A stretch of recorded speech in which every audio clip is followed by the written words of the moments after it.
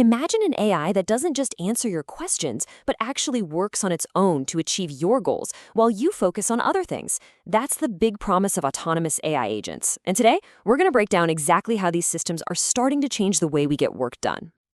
Here's what we've got on tap. We're going to start with the big picture trade-off you have to make with AI autonomy. Then we'll define what makes an agent truly autonomous.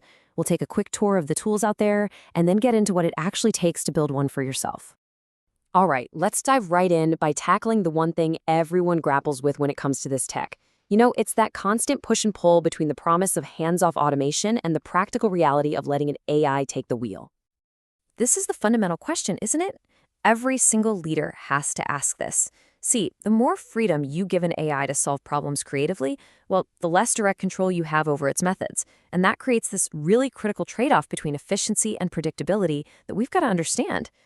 The dream is so simple. Just give an AI a goal, and it handles everything else.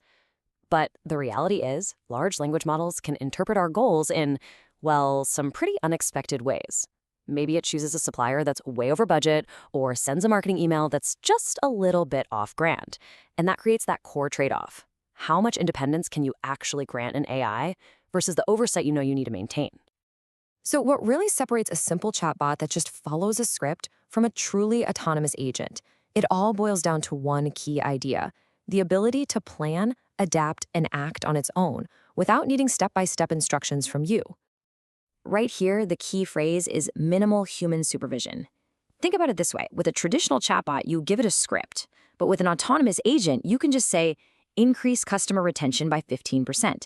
And it's smart enough to figure out how to analyze the data, design the campaigns, and actually execute them on its own. And this is where you really see the leap. It's a jump from just execution to actual strategy. A traditional agent follows a set of rules you gave it, but an autonomous agent, it's adaptive. It doesn't just follow a workflow, it has the power to create and even change that workflow to better hit its target. These 4 things right here, this is the secret sauce. This is what lets an agent take a really complex goal, break it down into smaller, actionable steps, and then actually get it all done, even if the environment changes, by pulling in whatever tools it needs at that moment. Okay, so let's check out the landscape and see how this is all working in practice. There are hundreds of tools popping up, but we've grouped a dozen of the top agents into 3 main categories, just to give you a clear overview. First up, you've got your business-focused agents. Think of these as user-friendly, often no-code platforms.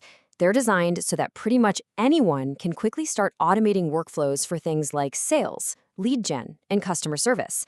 They're all about rapid deployment. Next, you've got the highly specialized agents. Think Harvey AI for legal stuff, or Box AI for managing mountains of corporate documents. These are built for very specific industries, where that deep, domain-specific knowledge is absolutely critical. And finally, there's the developer infrastructure. These are the building blocks, the APIs and frameworks that give developers the power to create entirely new, totally custom autonomous systems from the ground up, for everything from voice AI to mobile testing. So seeing all those tools is great, but they all solve pretty specific problems, right? What happens when your business process is just unique? When your needs are more complex than what a simple off-the-shelf solution can handle. Exactly. A pre-built agent for sales is awesome at sales tasks. But what if your process involves sales and invoicing and project management notifications all at once? Your workflow is unique, and that's usually where the off-the-shelf tools start to feel a little bit limiting. And this is where the whole idea of building your own custom agent comes in. It's really about getting to that flexible autonomy where you get to decide the exact balance between control and independence that we were talking about right at the start. Building a custom agent isn't nearly as complicated as it sounds. Platforms like N8N break it down into 3 really logical steps. First, you set a trigger, what kicks it off. Then you connect an AI model to do the thinking. And finally, you give it the specific tools it needs to actually get the job done. And what's really exciting is that these custom-built agents are getting so much more reliable, truly production-ready. We're seeing features like real-time feedback, automatic model selection, and even built-in testing. It all means you can build and deploy these for serious, mission-critical work.